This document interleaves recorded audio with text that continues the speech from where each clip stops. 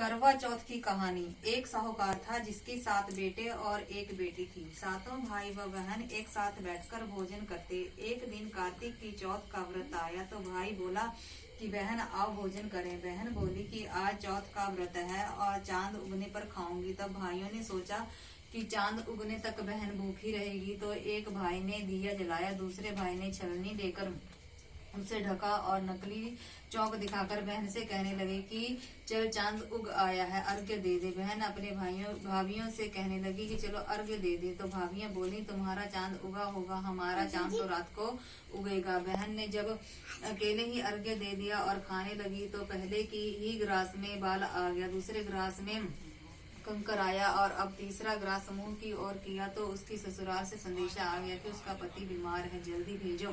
माँ ने जब लड़की को विदा किया तो कहा कि रास्ते में जो मिले उसके पास दिया करना।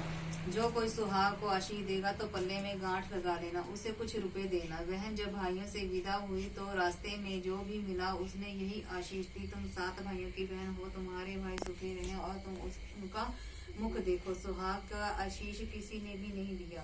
जब वह ससुराल पहुंची तो दरवाजे पर उसकी छोटी ननंद खड़ी थी। वह उसके भी पांव लगे तो उसने कहा कि सुहागन रहो, सुपति रहो, और अब उसने सुनकर पल्ले से गांठ बांधी और ननंद को सोने का सिक्का दिया। तब भीतर गई तो सास ने कहा कि उसका पति धरती पर पड़ा है, तो वह उसके पास जाकर उसकी सेवा करने के लिए बैठती। बाद में सास ने दासी से कहा कि हाथ से बची खुची रोटी भी भेज दो। इस प्रकार से समय बीतते बीतते मंगसेर का चौथ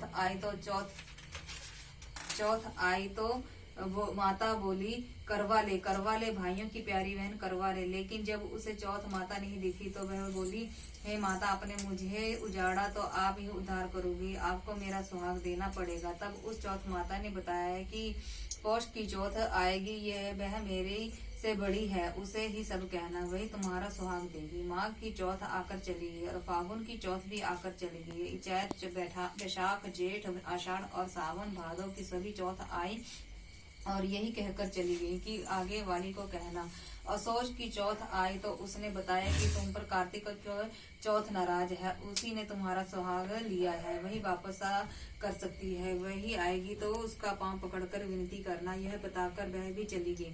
जब कार्तिक की चौथ आई तो वह गुस्से में बोली भाइयों की प्यारी करवा ले, दिन में चांद उगानी करवा ले, व्रत खंडन करने वाली करवा ले, भूखी